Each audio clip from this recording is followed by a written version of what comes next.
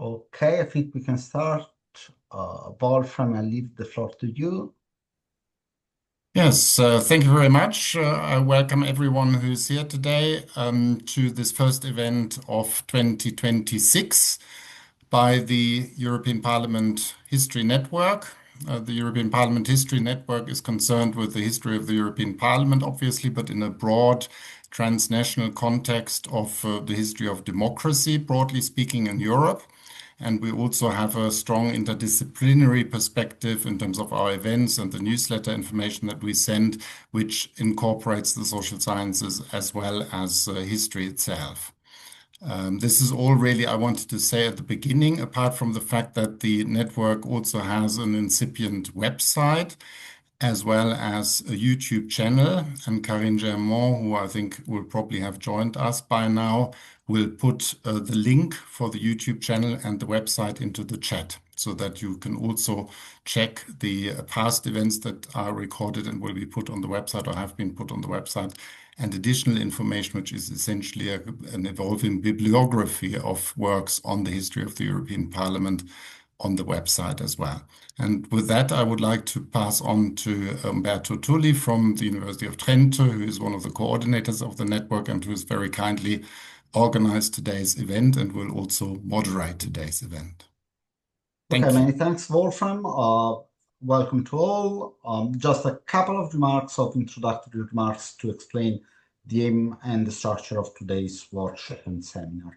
So we have decided to focus on the European Parliament, environmental policy and interinstitutional relations for the fact that, for a very simple reason, the environment, and just one second, I'm letting people in. I was saying that the environment and environmental policies and problems are a major challenge for contemporary societies and for European institutions. We can also add, and we will zoom in on these points in a few minutes, that Europe's attention toward environmental issues started in the 70s when the European Economic Community began developing its first environmental protection policies in response to growing environmental degradation. Then there was the adoption in 1973 of the first environmental action program, and over the following decades, especially from the 90s onwards, environmental protection became an explicit task issue policy of the European Union. Then we have an historical path that led to the 2019 European Green Deal, which is a strategy to make Europe the first climate neutral continent by 2050. Okay, that being said, I will leave the floor in just a few minutes to our guests, to our panelists. The first one is Claire Dupont. Claire is Professor of European and International Governance at the Department of Government and Management at Gent University. She carries out research and publishes widely on the EU and the environment, energy and climate politics and governance. In 2024, she became the co-chair, together with Professor Paula Kiefman, of the Energy Security Working Group of the European Academy's Science Advisory Council. And she will start by talking about the European Parliament and environmental policy. Then we have Frieda Ottmann. Frieda is a PhD candidate at the Ludwig Maximilians University Munich. Her research explores the history of environmental regulation within the European Community, European Union, and the contested nature of European environmental governance. She's currently a member of the Element Project, which is a cooperation between the LMU Munich and the Sorbonne University, led by Professor Kiran Klaus Patel and Professor Laurent Varlouzet, and she will talk about the European Parliament and the environment and environmental issues around the end of the Cold War. And finally, last but not least, we have Jan-Henrik Meyer, who is a researcher at the Max Planck Institute for legal history and legal theory in Frankfurt. His research focuses on the EU legal history, the history of European environmental and energy policies and law. He's interested in the role of societal actors, experts, and the European Parliament, issues of democracy, participation, and the European public sphere. To conclude the panel, we will have probably, it depends on the time and the questions, we will receive some temporal observations by Claire Dupont, and then we will have a Q&A session. So I leave the floor to Claire for about 10-12 minutes. Thank you. Thank you very much, Umberto. I'm just going to share my screen. I hope you can all see now a PowerPoint slide, which I'm going to put in presentation mode. Share. So is that working well? Are you seeing the presentation mode or are you seeing my mode? I can't actually tell. I think it's your mode. All right. So how about I do this? Now, is that better? Yep. Very good. Thank you very much. So thank you, Umberto and Wolfram, for inviting me for this session. Umberto, in our original email conversation, you asked me if I could speak about the European Green Deal and interinstitutional relations, which is far more my area of expertise than broader environmental policy. And I hope that will complement the other discussions that we'll be having in here. So I'm going to look at this period between 2019 and 2024. And the question I'm interested in is, what has the European Parliament done? What was the European Parliament's role really in the European Green Deal coming into existence? And I'm a political scientist, so it's very difficult for me to relate history without theoretical frameworks and analytical approaches that I have predisposed in my mind. This is just how I've trained as a political scientist. So there probably will be some of that in this presentation, but I hope I can avoid it.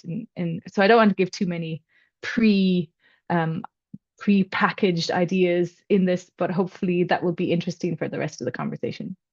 So the challenge is that how do you talk about this? And I admire all historians who do this. How do you talk about all of this in just a few moments?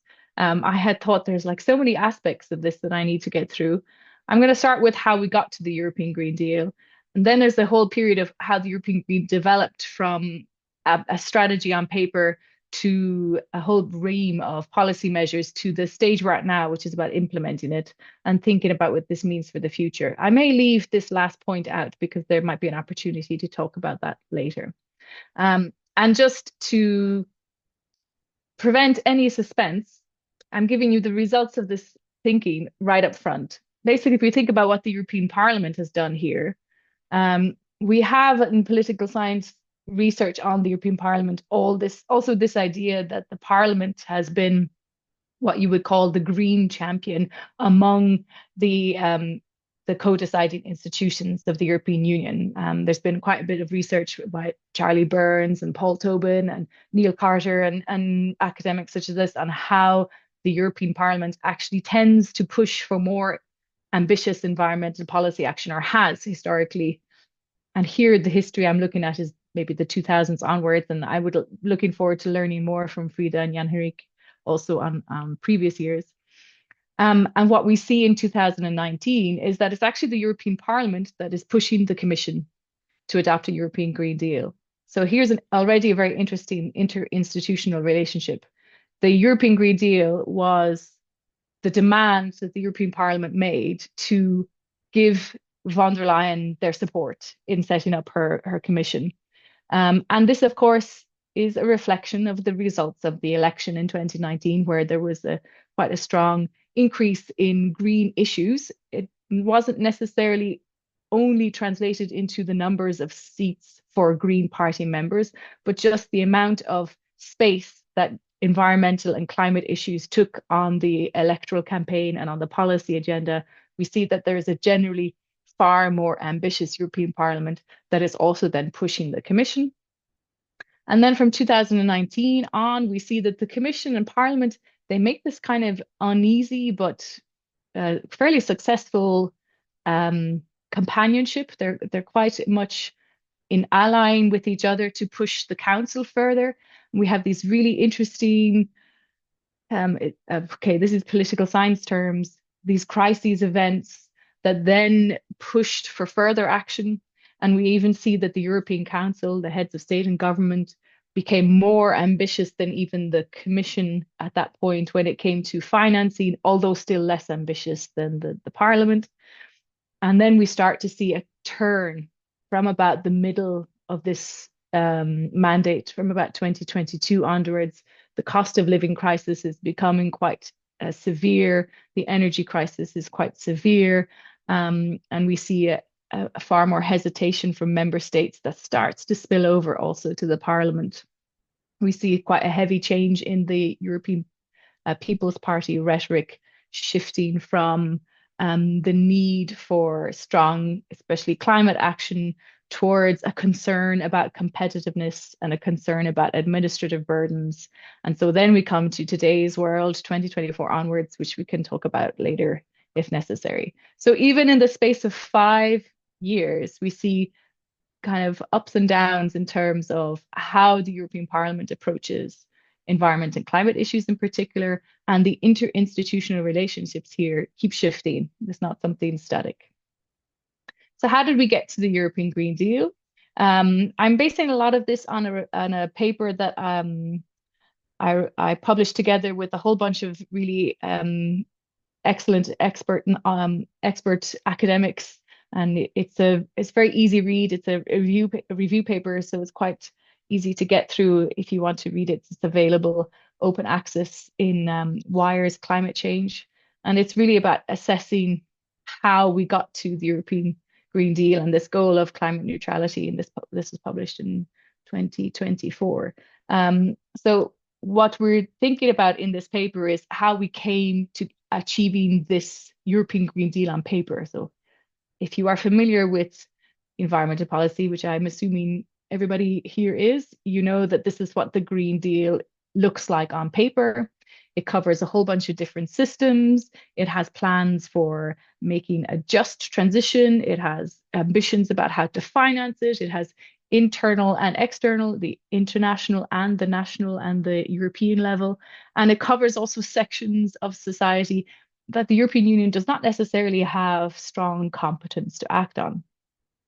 So how we got here is quite interesting, and there's a lot of different analyses that show influences from many sides. Part of the influence, of course, was the United States proposal for a US Green New Deal, which in the end was not successful and instead kind of morphed into Joe Biden's Inflation Reduction Act.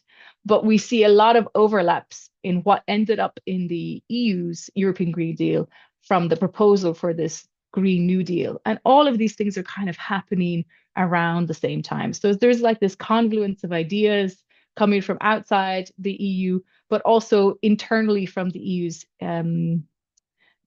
own institutions, with the European Parliament in particular pushing the Commission to propose something like this. We also understand that there was a lot of pressure on the European Commission to develop this European Green Deal quickly. And just speaking to Commission officials, it was the experts of their topics who were like, what do they really want to see in the policy domains that they are working on? And there was this permissive environment in the Commission to put all of these strategic ambitions into the document, which was in the end put together quite quickly. So we have a European Green Deal that we can thank the Parliament's pressure on the Commission for. Now, this is not a graph that I intend you to be able to read. It's in the paper. But what I wanted to be able to show you is that what we have seen then is, with the European Green Deal, quite an explosion of policies on these climate neutrality issues that even go beyond the sort of competences that we've had before. So we have very interesting new developments, such as the carbon border adjustment mechanism, which again we see in the Parliament in the ordinary legislative procedure. The negotiations in the Parliament and this have been quite influential, as the Parliament tends to be in these regards, because they have they really end up going into details. And we also have the Social Climate Fund, which is a new development. We have the emissions trading system being extended beyond just industrial installations to cover also transport and buildings. And these are all policy developments that are quite surprising from the perspective of where we were in, say, 2010 when it came to climate policy to where we are with the European Green Deal. So the European Green Deal is definitely something that develops across multiple pillars, has internal and external dimensions, and also is inspired from internal and external dimensions, survived a whole bunch of very challenging crises and challenging situations, including COVID and the energy crisis and Russia's war on Ukraine. And the European Parliament's role during this period of 2019 to 2024 was about staying the course, although we saw a slight fall off in the strength of the European Parliament's role towards the end of this mandate. So we see what I'm calling here murmurs of discontent towards the end of this mandate, coming particularly from member states who are describing what they see as an administrative burden. And that administrative burden stemming particularly from, we saw in the other graph, the amount of policies, new policies coming, the reporting requirements, the planning documents, the strategy documents that member states are supposed to prepare and approve, and all the data that needs to be gathered. And so just to illustrate that, this is the legislative train, which is one of my favorite websites of the European Parliament that I always show to my students, that we can see in 2019 to 2024, there were 111 policies, legislative files adopted during this period that was about the European Green Deal, which is quite a lot. And so all of those come with implementation requirements. So the European Parliament in this context, I see as the driver of the European Green Deal, and later becoming an ally of the Commission, and later falling a little bit behind its previous levels of ambition and drive, mostly because of pushback from member states, and also because of the EPP's change in ambition. So the European People's Party over time became less interested in pursuing, especially environmental policies, but with climate policies that kind of became another slight casualty of this. On environment, we can certainly think about the soil health law, which was downgraded, the nature restoration law, which was very controversial in its very difficult to pass. And the climate side of the European Green Deal was somehow preserved, but was maybe not as strongly pushed. And we also see the agriculture aspects to farm to fork legislative proposals hardly appearing. So I know I'm using a lot of time, but this is where my political science lenses now come in. It's where we think about, we're now at the period of implementing it. And so we know that we have challenges in implementation. And one of the interesting ways of thinking about it is the interinstitutional relationships being a reflection of wider polarization or opposition to, or even indifference about the basic foundations of the European Green Deal, where we no longer really consider the just transition. The 2040 target is set in law, and it's the Commission who has to push it, not the European Parliament. We have these US-EU relations that become very challenging, that are affecting member states, that also affect the European Union, and that then you have a European People's Party that's more interested in competitiveness than it is in sustainability. So we have a whole bunch of new buzzwords in 2025 that are also being proliferated in the European Parliament, that are rather bolstering the divisive and polarized issues that we see in the member states and the Council, the European Council, and no longer pushing the green agenda as we would have expected from the European Parliament in previous periods. So this idea of polarization and politicization from a political science perspective, we kind of counterbalance that with institutionalization, which is about understanding how much will the politicization and polarization affect the usual way of working. I don't want to go into this in too much detail, but I think what's important to understand is that we do see already some counterbalances. So we did see, for example, the nature restoration law made it. It was adopted. It was very difficult, but it made it. The agricultural files, less so. And we do see, for example, the 2040 target continues because there's the path dependency based on the legal competence and based on the legal requirements set down in the European climate law. But it may not be as ambitious as if we also had high politicization of the climate issue rather than high politicization of issues such as security and competitiveness that are not necessarily fully aligned with the issues.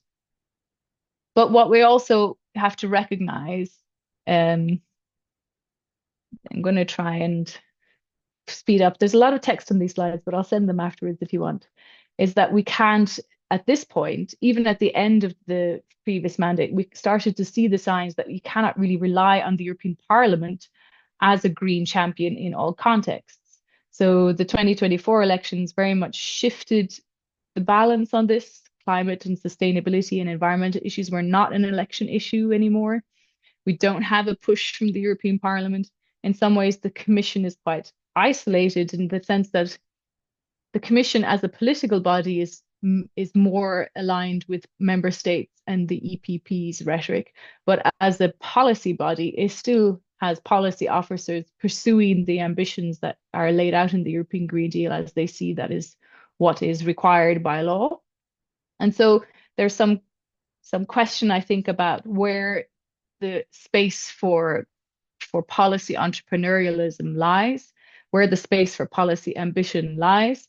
And it's interesting as a political scientist to say, well, we may be looking at a period where it's actually the Commission that is now the greenest institution, and that its space for entrepreneurialism lies in the non-legislative acts, such as implementing and delegated acts. And that, of course, depends on who's managing those. And I think I need to stop for now. I have some further reflections from a political science perspective that I may bring in later, but I hope that gives some idea of the shifts that we can even see in a short time period of 5 years on interinstitutional relations when it comes to environment and climate policy, and in particular, in this case, the European Green Deal. Okay, thank you, Claire, and thanks for respecting the timing. I think that I leave the floor to Frieda that I think will try to tackle your last question. So, Frieda, please. Yes, The floor thank is you. yours. Also share my screen quickly. So I hope this works. Okay, perfect. Okay, so I will share some insights with you on, oh, sorry, I lost my screen. Here we go. Okay, yeah, so my dissertation is on water pollution policy. So when I talk about the institutional relations, I will, rely on my insights from this point of view mainly. And I've tried to kind of show and mark out the institutional relations by some images. Don't take it too seriously, but I thought it might help. I will look at two different time frames, starting with 1985 until 1992, roughly. At this point in time, when it comes to water pollution, we have a window of opportunity opening up. This stems from a variety of reasons, mainly environmental crises, for example, Chernobyl happening, but also when it comes to water, the Sandoz fire, which polluted the Rhine.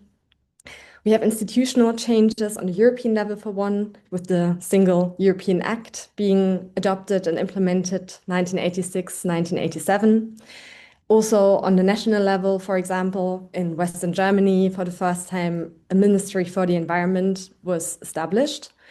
And another very influential impact on giving some impetus on water pollution policy was that the Commission very much focused on implementation for that time. So what is interesting, although there was a big window of opportunity for European water policy, not only in the European community, but also in Europe a bit more broadly. So although there was this window of opportunity, the Parliament very much struggled to also participate in pushing for hope for change. This was due also because the European Council, for one, tried to circumvent the Parliament. It also tried to push back on the changes that happened when it comes to institutional changes.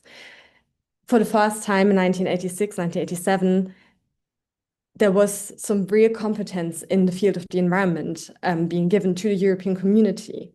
But the Council and some member states, especially the UK, for example, always wanted to refer the new directives back to common market articles, so the qualified majority voting wouldn't have to be used.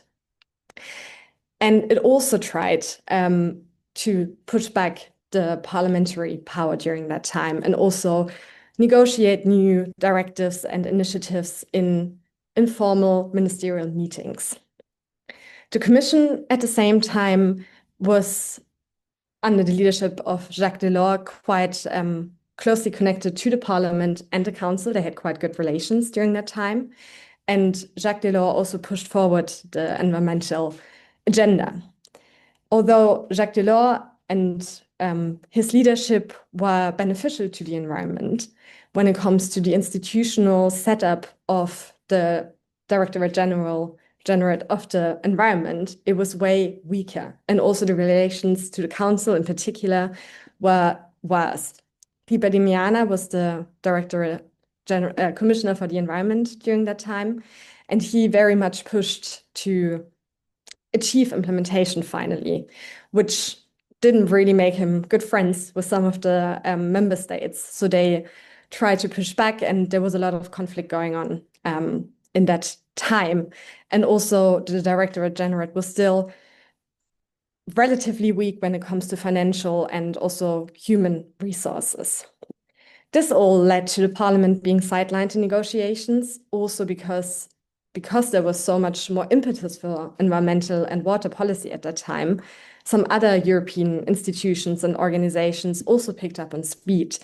And although the European community was part of those organizations, like the International Commission for the Protection of the Rhine, the Parliament wasn't. So the Commission could participate, but the Parliament couldn't. And at the same time, as Claire has mentioned before, the Parliament used to be quite a strong actor when it comes to the environment. But during this time, it had a lot of competition with member states and also other institutions also wanting to be a very strong environmental actor. So it couldn't really work with this strong point for itself. Coming to the second time frame, 1992 until 2000, the window of opportunity had closed, again, to a number of reasons. The Cold War kind of took its toll. Some economic hardships happened so that, for example, Western Germany wasn't as pushing for environmental changes anymore. Climate change took over when it comes to the attention of the environment, and frustration spread when it comes to water pollution policy. And this had a large effect on the institutional relations. The time between 1992 and 2000 for water policy is a time leading up to the Water Framework Directive in 2000. And what happened here is that both the European Council and the European Parliament decided that the way that water policy had been done for 2 decades wasn't really what they wanted anymore. They both worked towards a similar agenda, but in conflict and not really much cooperating. So looking at the European Council first, the European Council and the member states informally wanted to set up a new directive, the Water Framework Directive. So they met informally, not all member states, but the UK, Spain, Western Germany, they all came together, or Germany at this point, and formulated a new directive. So they circumvented the Commission and its right of initiative. At the same time, the member states very much tried to work together for the first time, not engaging too much in conflict, trying to coordinate all so that the Parliament could be excluded. The parliament would gain even more power in 1999, with the co-decision procedure being extended to the environment. And the member states, again, led by the UK, wanted to circumvent that the parliament could really have a say in the Water Framework Directive to that extent. So it tried to push as quickly as it could to get it adopted. The European Parliament, meanwhile, also wanted to rework the water policy as it had happened before. It used some other tools doing that. So, for example, it organized an expert panel that was quite influential. And the experts concluded that there was a lot of fragmentation in the water policy legislative body, some clashes between different directives, and they concluded that there needed to be a fundamental reform. So the parliament also tried to push to a new framework directive that solved these issues to an extent. It very much tried to engage again with the debate of the democratic deficit, arguing that it should be involved more, arguing that the council should wait until it gained a co-decision procedure, and trying to gain those new powers quickly. It managed to delay the adoption of the Water Framework Directive until the co-decision procedure was in place. And what really helped here was the enlargement of 1995. So the new member states, Austria, Sweden, and Finland, were in comparison quite friendly towards the environment and were open to engaging with the parliament in those matters. So what was quite innovative is that Ken Collins at the time, who was chair of the Committee for the Environment, Consumer Protection and Health, or the other way around, he engaged with the Austrian presidency in 1998 quite directly and approached the presidency to work out some deal and talks towards the Water Framework Directive. So he circumvented the push by the UK to get it adopted by addressing those member states that were sympathetic to the parliament and its demands in a way. It also, and Ken Collins again, initiated informal trialogues that had been happening since 1994, 1995, and also again extended the talks to the field of the environment, so that the parliament could directly negotiate with the European Council and the Commission. The Commission at the same time was from both sides pressure to reform, and it didn't really have much choice than to obey to those wishes because it was just too demanding. In 1995, Gert Bjerregaard was the new commissioner for the environment, and she started off quite badly when it comes to relations to the parliament. Her first engagement with the parliament was very conflict-laden. She said afterwards that the parliament wasn't even a real parliament and they should just continue following her and what she wanted to do. But in the end, they had to realize that the pressure was too big to ignore, and the Commission then set out to take over the European Council proposal and the Parliament inputs to then set sail for reform. Towards the end of the 1990s, the relations improved. Ken Collins was more sympathetic towards Gert Bjerregaard. Don't really know how to pronounce her, but they started to really engage more and get on the same page. And the council, when it realized that it didn't manage to adopt the Water Framework Directive in time, was also open to then engaging in better relations with the parliament and building trust again, which they then said was the aim after those conflictual years.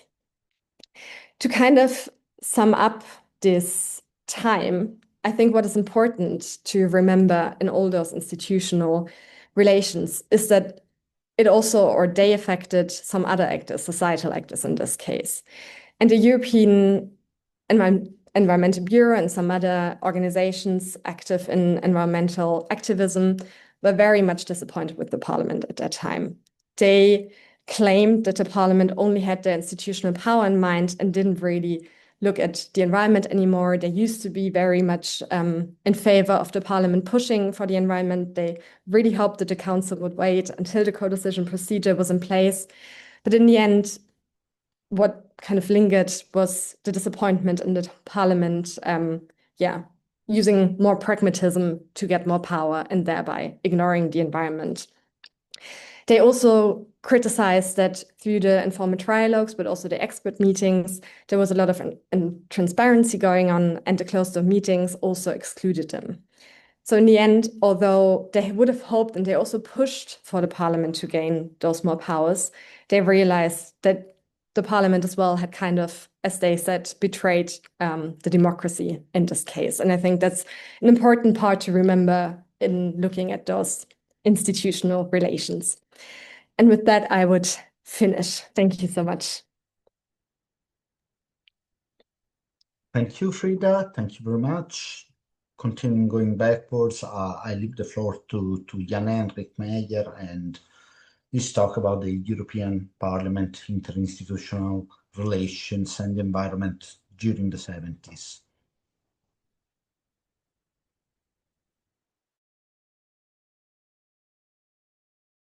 My audio. Okay. Thank you so much. There are many things that overlap with what my predecessors have actually said. That's actually quite interesting how continuities, how this is all shaped by structures that seem continuous, like the ups and downs in environmental policy. So my talk is sort of divided in sort of three steps. I give you a very brief intro into the early period and the stuff that I'm looking at. Then I look into the relations with the Commission and with Council. Then I'll look into sort of I juxtapose all this and try to find some tentative conclusions. So my research really deals with the origins of the new policy, and many of the things that I observe have to do with the fact that...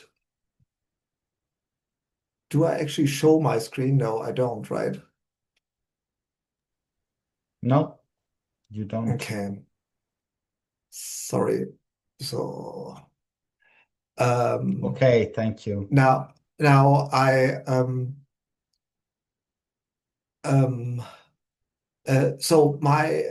looking at the origins of the new policy, and many of these things are very incipient, and many things are still in flux. But what is very clear is that the European Parliament is really at the heart of the start of environmental policy. It is actually Dutch members of the European Parliament scandalizing a fish kill in the River Rhine. They are sitting at the end of the River Rhine. They are using the water from the River Rhine. There was this big fish kill that had been discussed in the Dutch Parliament, and they took that issue to Strasbourg, also on the Rhine, in the summer of 1969, when they were talking about chemical residues, pesticide residues in food. And they said, here, this is something we can't continue. We actually need to look into the Rhine as a cross-border issue, as an issue that is related to economic problems. The River Rhine is a traffic artery, but it's also a source of an important resource. And all this justifies why this is something to be dealt with at the level of the European communities. And by framing it as an economic issue, by reframing it as sort of a quality of life issue, which was something discussed at the time, they justify also that there is a treaty basis for this, even though it's not written into the treaties. You can use Article 235, which is a reserve right if it's necessary to, if a policy is necessary to achieve the goals of the community, then the Commission can propose something and Council can agree unanimously on a new policy. So they talked about chemicals in the Rhine. They talked about salt from the mines in the Alsace. There were potassium mines, and potassium mines always have a lot of leftover salt that's then dumped into rivers. And then in the context of the advent of massive increase of the building of nuclear power plants, thermal pollution also became an issue. All these issues were flagged by the European Parliament, and the European Parliament's Committee on Public Health and Social Affairs was really the policy entrepreneur who brought that to the fore. They argued we need to have we write we're writing a own initiative report, and that own initiative report started. It was to start a process that was to lead towards another own initiative report, this time not on water, but on air pollution, and that stepwise procedure. And the word stepwise you can actually find in French in the committee notes, was to lead to finally an environmental policy. They met a receptive commission, and all this led to the making of the Environment Action Program and the European Parliament continued looking towards shaping also the contents of this Environmental Action Program and the new policy.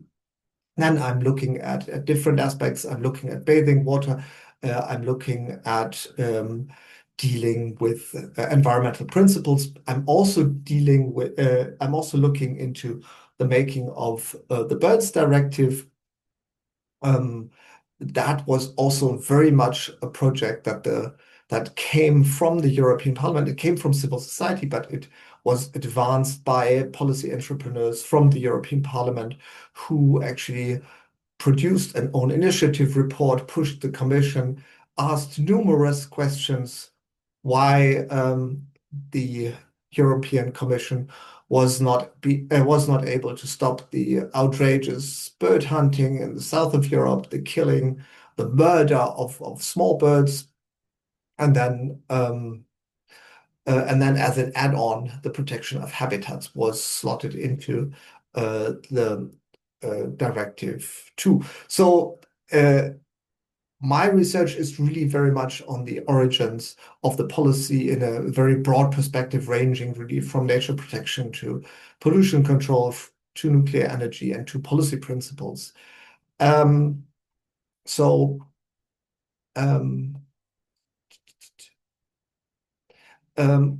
do I find about relations with the European Commission? So what I see is that the European Parliament initially really focused on the Commission because of the Commission's right of initiative. The European Parliament produced own initiative reports, and I've talked about that already while I was talking about the earlier slide. The European Parliament is really the policy initiator that pushes the European Commission to think twice and to actually devise something, and they were realizing that this was a good mode forward, and they also talked with the member states who were also receptive. But it really started with the European Parliament.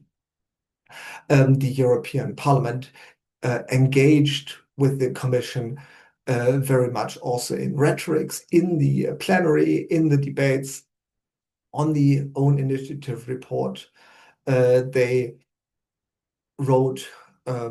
They acted as a watchdog, if you like, on Commission documents when the Commission made proposals for the new policy. The their first and second communication in the early 70s. When they proposed the action program, the European Parliament's rapporteur really looked into this and behaved as if they were a co-legislator. The European Parliament, different MEPs posed questions. Why do you not include this? What about mercury in the Rhine? And but what I have less evidence is really direct communication with the Commission departments. This is harder to trace. So what about communication with Council? Here, this is really limited because the European Parliament is not yet part of lawmaking. The EP reports, if you like, you can interpret as sort of behaving as if they were part of lawmaking because they're proposing amendments and they're acting as if they could influence policy. And sometimes they actually could, because the European Commission would pick up what they propose and amend their proposals, the Commission proposals. The European Parliament pushes for policy by questions. That is an important instrument. For example, on the Birds Directive, there are numerous questions. Why is this legislation not enacted? Why can you accept the horrible murder of birds? Why is this still acceptable? The